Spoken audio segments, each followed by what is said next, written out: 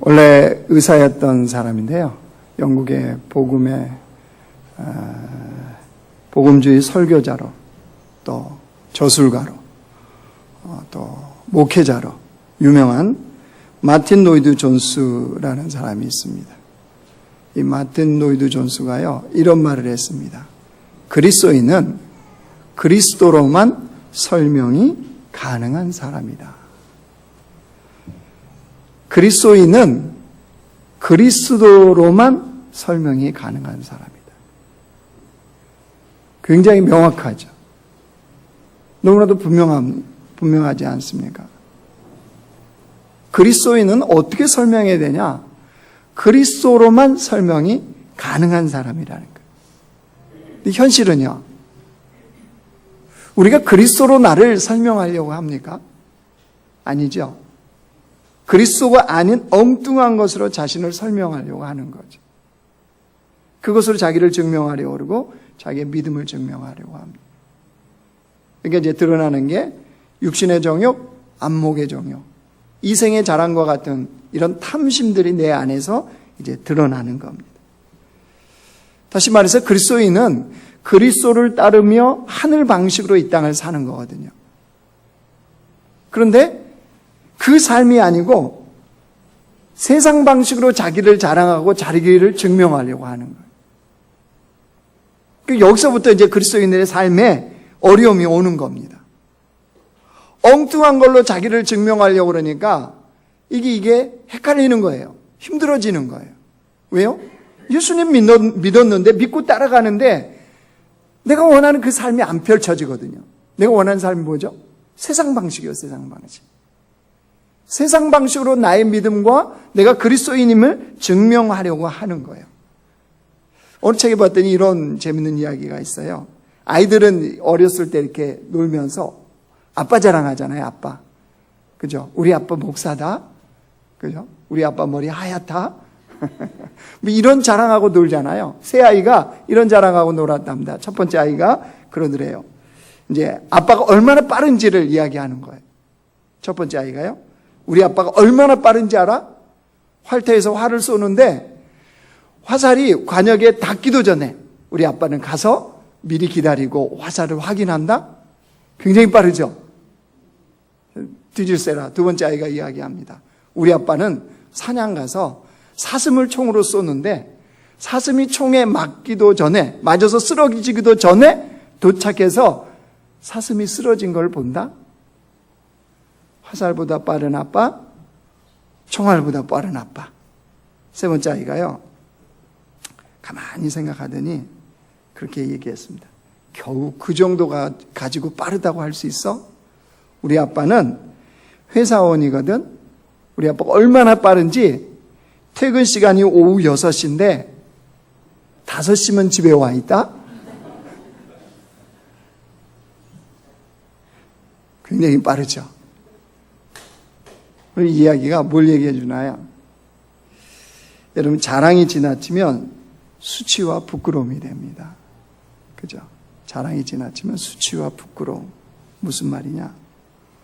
그리스도인이 그리스도로 자기를 설명하지 아니하고 세상 방식으로 자기를 증명하려는 순간부터 수치와 부끄러움의 인생을 살게 된다는 겁니다. 여러분, 그런데 우리 하나님께서는 우리가 그런 인생을 살기를 원치 않으세요. 그래서 끊임없이 우리를 사랑하시고 인내하시면서 우리 삶의 현장에요, 끊임없는 훈련을 하나님 행하세요. 소위 말하는 믿음의 훈련을 우리에게 행하십니다. 그 작업을 하세요. 그래서 우리가 주님을 따르는 온전한 사람으로 세우는 믿음의 훈련을 한다는 거예요. 오늘 제자들에게요, 그 믿음의 훈련을 하는 본문입니다. 오늘 본문은 이겁니다. 오병이의 기적이 베풀어졌어요. 그런 다음에 이제 벌어진 사건입니다. 오병이의 기적이 벌어진 다음에 주님께서 제자들이 어떻게 하는지 보십시오. 22절, 23절 보세요. 22절, 23절 같이 읽습니다. 시작. 예수께서 즉시 제자들을 재촉하사 자기가 무리를 보내는 동안에 배를 타고 앞서 건너편으로 가게 하시고 무리를 보내신 후에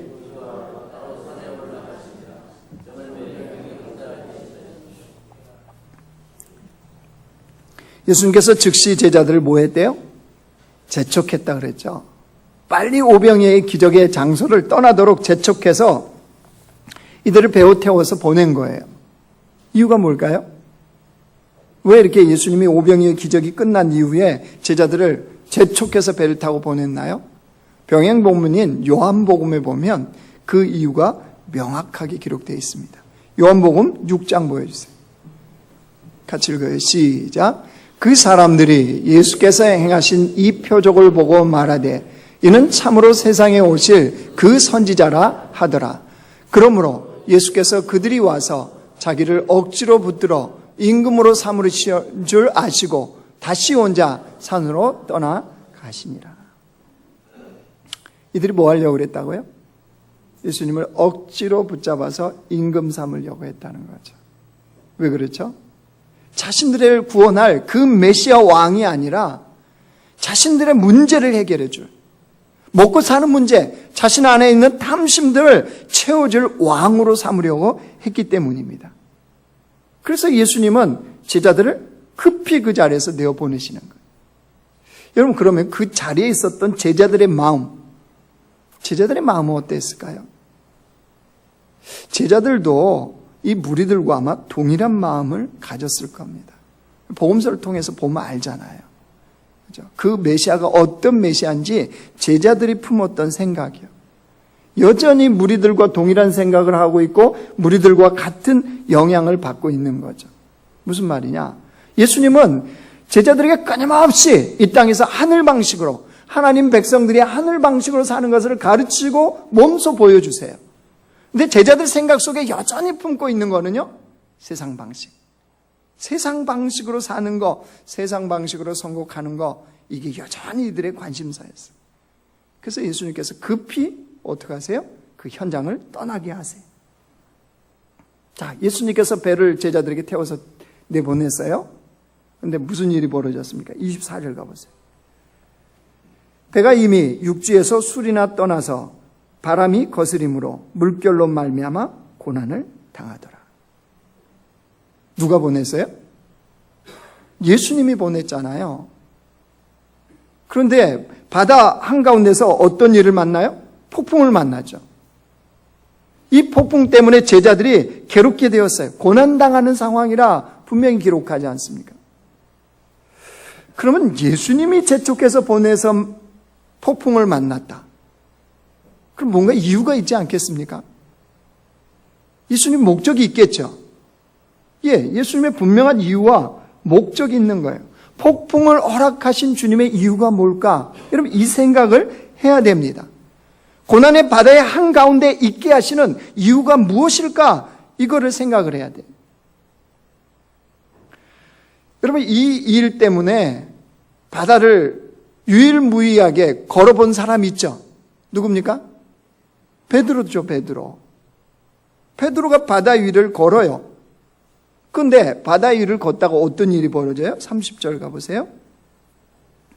30절, 31절 같이 읽어 시작. 바람을 보고 무서워 빠져가는지라 소리질러 이르되 주여 나를 구원하소서 하니 예수께서 즉시 손을 내밀어 그를 붙잡으시며 이르시되 믿음이 작은 자여 왜 의심하였느냐 하시고 바다에 빠져버린 겁니다.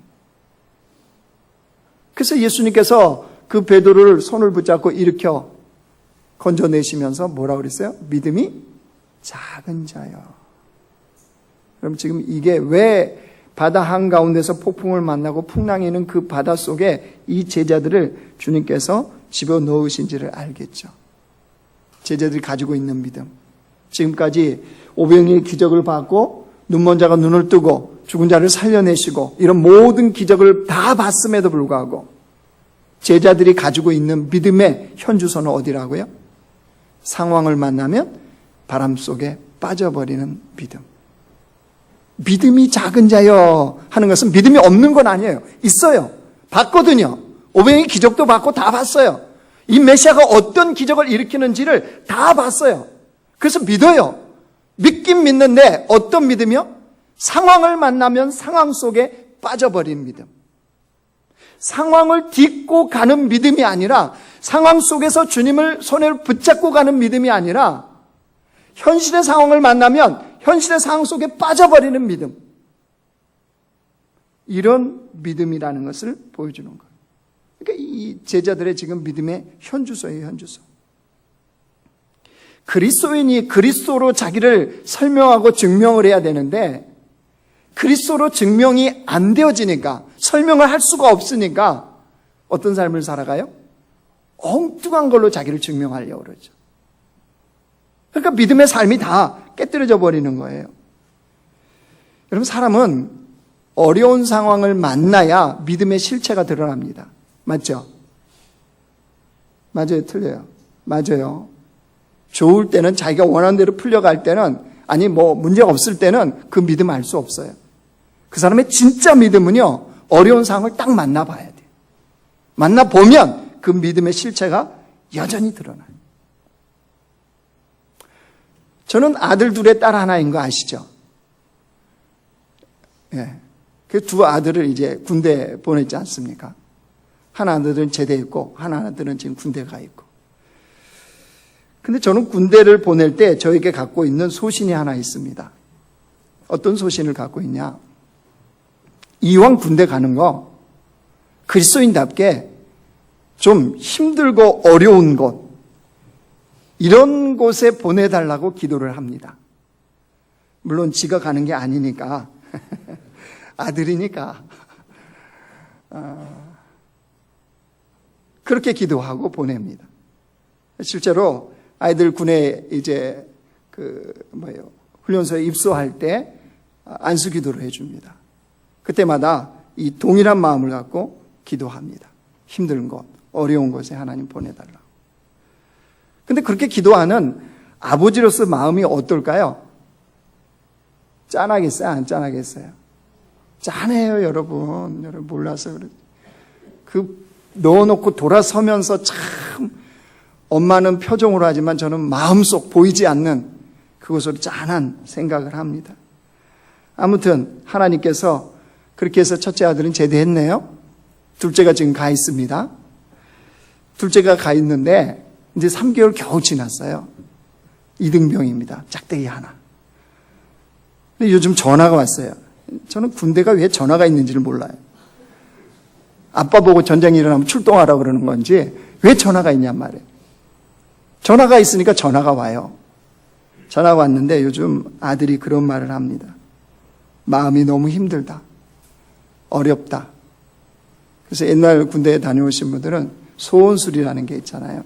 요즘은 마음의 소리라고 그런답니다. 마음의 소리에 글을 쓰고 중대를 옮기고 싶다. 부대를 옮기고 싶다. 헐. 군대가 학원입니까? 학원 마음에 안 들면 끊고 옮기잖아요. 거기서부터 이게 이제 이해가 안 되기 시작했어요. 근데 마음이 사실은 아들이 그러면 덜컥하잖아요, 마음이. 이유가 뭐냐? 그랬더니 자신의 주변에 있는 동료들과 또 이 선배, 고참들이 옳지 못하다는 거예요. 뭐가 옳지 못하냐? 그랬더니 위에서 지시하는 내용들, 군대의 그 규율이요.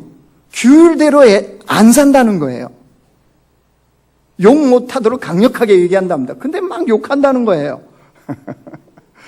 뭘 어떻게 하라고 얘기하고 분명히 다 수첩에도 써져 있는데 그거 안 한다는 거예요. 그래서 자기는 뭐가 잘못되었고 뭐를 군대 병영 생활에서 바꿔내야 되는지를 일기장에 쓰기 시작했답니다. 이걸 옛날 군대에서 소위 말하는 고문관이라고 그러는 거죠. 근데 누가 그러고 있는 거예요? 저희 둘째 아들이. 그래서 그렇게 쓰고 나중에 때가 되면 자기가 그걸 마음의 소리에다 다 쓰고 다 이야기하고 부대를 옮기겠다, 이 마음인 거예요. 동료에게 아마 그 이야기를 좀 했나 봐요. 내가 이렇게 해서 쓰고 있다. 소문이 퍼졌겠어요? 안 퍼졌겠어요? 그러면 자연스럽게 부대 안에서 어떤 일이 벌어지죠? 찍히는 거죠. 저희 고문관 같은 놈이 있다, 저거. 당연히 찍히지 않겠어요? 그러니까 그게 이제 아마 알게 모르게 드러났던가 봐요. 그러니까 왕따 아닌 왕따를 시키는 거며 또 고참들이 보는 눈이 이뻐 보이지 않는 거고 당연하지 않겠어요? 그러니까 자기도 그걸 느끼는 거예요. 느끼니까 자기가 이제 그걸 계획을 실행에 옮기겠다는 거예요. 그 전화를 한 거예요, 저희한테. 계급이 뭐라고요? 이등병이요. 짝대기 하나. 제가 그 이야기를 듣는 순간 어떻게 했겠습니까? 이렇게 좁은 상담해 주고 있으면 얼마나 좋았겠어요. 저희 바리새인과 같은 그 죄의 기질이 확 나왔어요. 뭐냐? 야단을 확 쳤습니다. 너는 그리스도인이다. 다시 말한다. 너는 이등병이다. 별 하나가 아니라 짝대기가 하나다. 너를 하나님이 그 부대에 보내신 너의 사명은, 미션은 부대를 개혁하는 게 아니다. 부대를 개혁하려고 그랬으면 너를 별을 달아서 원스타 하든지 투스타 하든지 이렇게 해서 보냈지 2등병으로 보냈다, 하나님이. 그러면 너의 미션은 군대를 개혁하는 게 아니고 그리스도인으로서 주변의 동료들, 선배들에게 그리스도인의 모습을 보이는 것이다. 역시 그리스도인은 다르구나. 아무리 부대가 설령 네가 생각하기에 옳지 못하고 부조리가 있다 할지라도 그 속에서 그리스도인은 역시 달라. 이 모습을 보이기 위한 섬김과 이 모습을 보이기 위한 선한 영향력을 끼치는 그리스도인으로 살아가는 것이 너의 사명이다 라고 얘기를 했어요. 이렇게 조곤조곤 얘기한 게 아니고 화를 내면서. 아들이 들었을까요? 안 들었을까요? 안 들어요. 무시해요. 자기는 자기의 길을 가겠답니다. 이등병이. 전화를 끊었어요. 그러고 나서. 통화 한계가 있으니까. 전화 끊고 나서요. 저희 아내는 이제 모성애가 발동하잖아요. 걱정이 태산인 거예요. 이 걱정, 저 걱정, 이렇게 막 해요. 저는 아빠잖아요. 그래서 그랬죠. 괜찮아. 별일 아니야. 시간 지나갈 거야. 이렇게 말은 했어요. 말은 했습니다. 말은. 제 아내는, 제 속에는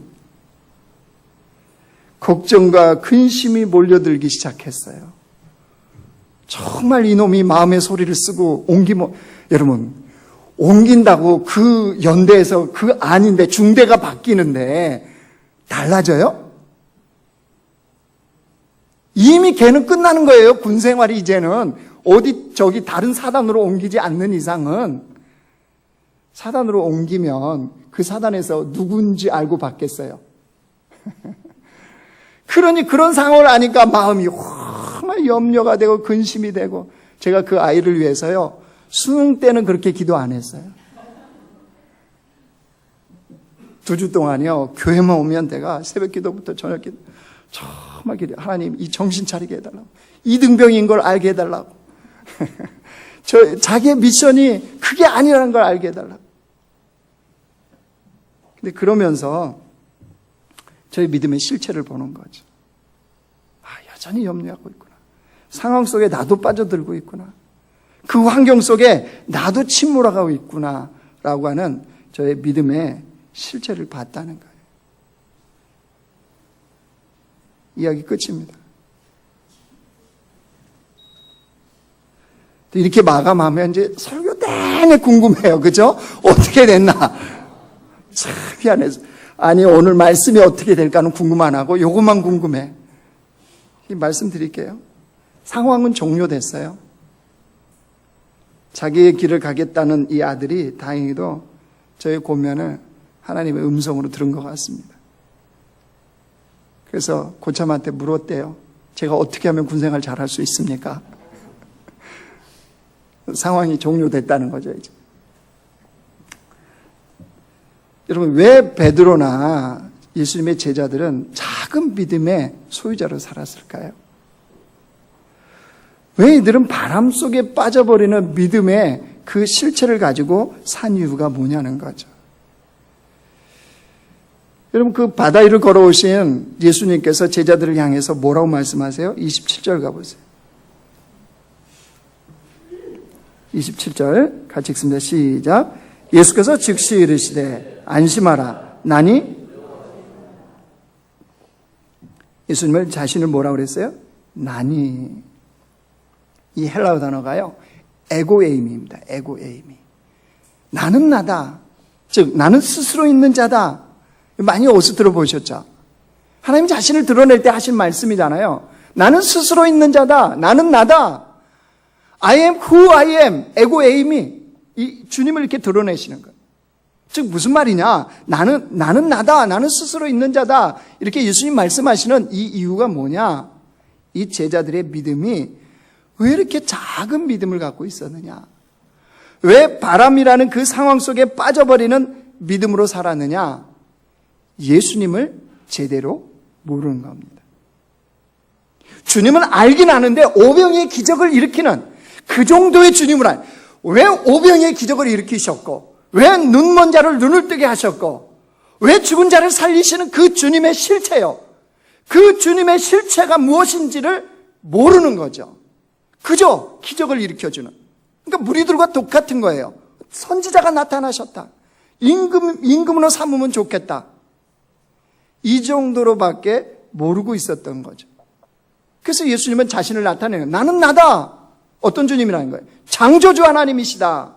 창조한 것을 다스리시는 주님이다. 그걸 뭘 통해서 보여주세요? 바다를 걸고 오시잖아요. 그 다음에 그 풍랑이 있는 바다를 잔잔케 하시잖아요. 이걸 통해서 그 주님은 창조주의 하나님이시고 그 주님은 창조한 것을 다스리는 하나님이신 것을 제자들에게 알려주시는 거예요. 너희들의 믿음의 실체가 왜 그러는지 알겠느냐? 나를 모른다는 거예요. 나를.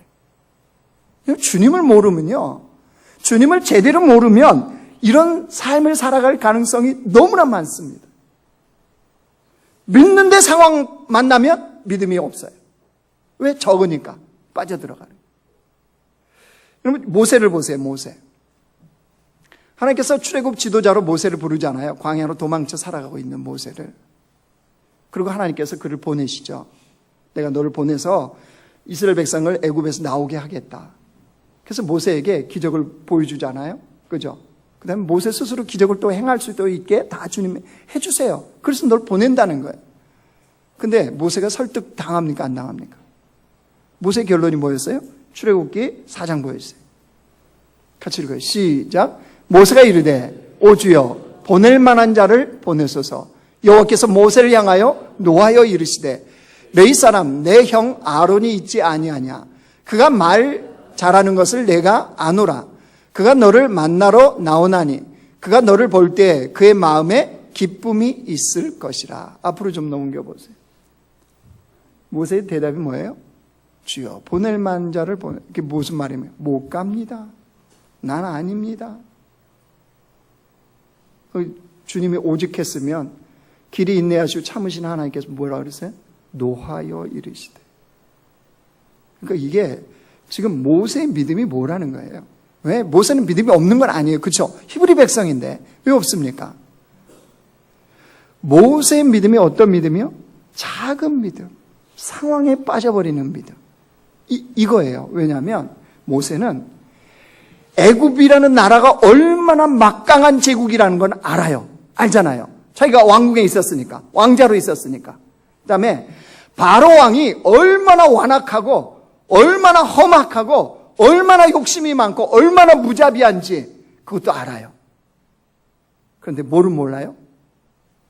정작 자신을 보내시고 자신을 부르시고 자신을 보내시는 하나님은 모르는 거예요. 그러니까 하나님이 모세에게 나타났을 때, 떨기나무 불꽃 가운데 나타나셨을 때 자신을 뭐라고 말씀하셨어요? 여러분 출애굽기 3장 14절 보여주세요. 같이 읽어요. 시작. 하나님 모세에게 이르시되 나는 스스로 있는 자니라. 또 이르시되 너는 이스라엘 자손에게 이같이 이르기를 스스로 있는 자가 나를 너희에게 보내셨다 하라. 나는 스스로 있는 자니라. 에고 에이미. I am who I am. 나는 스스로 있는 자다. 이렇게 주님이 분명하게 밝히시는 거예요. 그 주님을 제대로 알았다면 모세는 보낼 만한 자를 보내, 이 말 안 했겠죠. 그러니까 모세의 지금 현주소가 뭐라는 거예요? 그 주님을 모르는 거라는 거예요. 모르면 이런 상황이 벌어져요. 자, 제자들이 이걸 통해서 이제 예수님을 알게 되었네요. 그러자 제자들이 어떻게 바뀌는지 보세요. 33절 가보세요. 33절 같이 읽습니다. 시작. 배에 있는 사람들이 예수께 절하며 이르되 진실로 하나님의 아들이었소이다 하더라. 메시지 성경에서는요, 유진 피터슨이 이렇게 해석해놨습니다. 제자들이 예수님께 경배하며 말했다. 이제 됐습니다. 주님은 하나님의 아들이 틀림없습니다. 여기서 우리 개혁 개정판에는 절하며 그랬죠. 예수께 절하며 이렇게 번역을 해놨는데 유진 피터스는 뭐라고 그랬어요? 경배하며 이렇게 번역을 해놨죠. 그게 맞습니다. 영어 성경에 worship이라고 되어 있어요. worship. 예배예요, 예배. 그러니까 이런 말이죠. 배에 있는 사람들이, 누구예요? 제자들이 예수님께 예배하며 이르되 진실로 하나님의 아들이로소이다 하더라. 이 말입니다. 무슨 말입니까? 폭풍 속에서 그 폭풍을 통과한 후에 제자들이 이제야 비로소 예수님을 제대로 알고 예배했다. 이 말입니다. 주님을 아니까 제대로 예배하는 것이 가능해요. 여러분, 주님을 알면 삶이 달라질 수밖에 없어요. 왜 우리의 삶이 안 바뀌느냐? 왜 믿음의 삶이 안 되어지냐? 주님을 모르는 거예요. 그건 분명한 거예요. 주님을 모르기 때문에 삶이 안 바뀌어요. 주님을 알면 삶이 안 바뀔 수가 없어요. 시편 기자가요, 63편 보여주세요. 시편 기자가 주님을 알았어요. 어떤 고백을 하는 보십시오. 같이 읽습니다. 시작. 주의 인자하심이 생명보다 나음으로 내 입술이 주를 찬양할 것이라. 이러므로 나의 평생의 주를 송축하며 주의 이름으로 말미암아 내 손을 들리이다. 골수와 기름진 것을 먹음과 같이 나의 영혼이 만족할 것이라. 나의 입이 기쁜 입술로 주를 찬송하되 내가 나의 침상에서 주를 기억하며 새벽에 주의 말씀을 작은 소리로 읊조릴 때 하오리니. 지금 시편 기자가 뭘로 자기의 영혼이 만족한대요? 우리 기름진 거, 그 도가니탕 이런 거 먹으면 굉장히 배가 만족하죠. 그와 같이 시편 기자는 뭘로 만족한대요? 여호와를 송축하며 그 주님으로 인하여서. 그래서 새벽에 주의 말씀으로 읊조리며 자기의 삶을 시작하는 백성으로. 삶이 바뀌어졌다는 거예요. 여러분, 사도 바울도요, 예배소 3장 4절에 이렇게 고백해요. 보여주세요. 같이 읽습니다. 시작. 그것을 읽으면 내가 그리스도의 비밀을 깨달은 것을 너희가 알 수 있으리라. 그리스도의 비밀을 깨달은 것. 이게 삶의 가장 가치 있고 가장 기쁨이라는 거 바울은 한 거죠. 그래서 그리스도의 비밀을 깨닫는 이 계시, 그리스도가 내게 주신 그 계시를 깨닫는 것, 그 말씀의 계시를 깨닫는 것, 이게 가장 내게 최고의 기쁨과 가치인 것을 너희들이 알 것이다. 이 고백이에요. 여러분, 주님을 알게 되면 어찌 예배가 달라지지 않겠습니까? 그의 삶의 예배가 달라질 수밖에 없어요. 우리가 소위 말하는 삶이 변화될 수밖에 없는 거죠.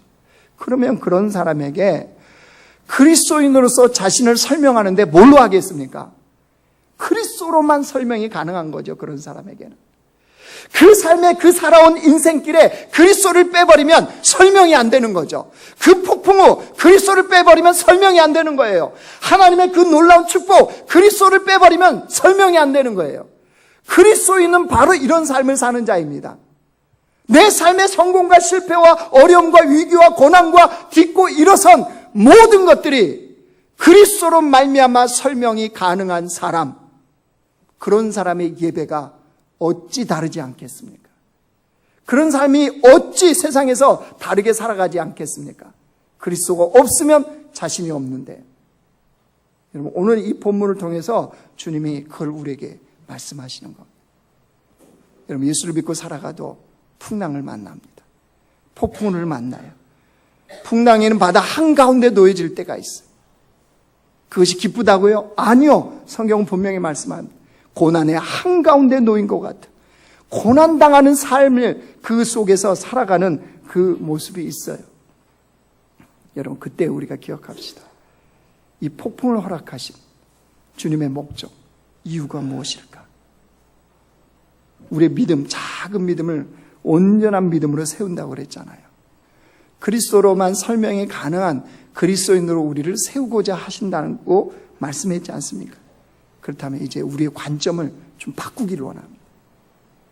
똑같은 폭풍 속에 풍랑이는 바다 한가운데서 고난당할 그때에 우리의 관점을 좀 바꿔요.